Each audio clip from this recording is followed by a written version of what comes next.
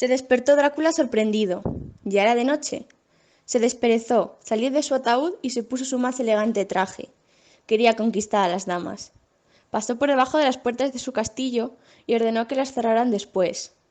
Se alejó de las luces que iluminaban su patio y le envolvieron las sombras. Ver, incluso la oscuridad que reinaba, todavía le maravillaba. Miró hacia arriba y le desconcertó un extraño anillo refulgente en el cielo despejado. Emprendió el trayecto al pueblo para encontrar algo que comer y durante la travesía notó que cada vez veía con más claridad.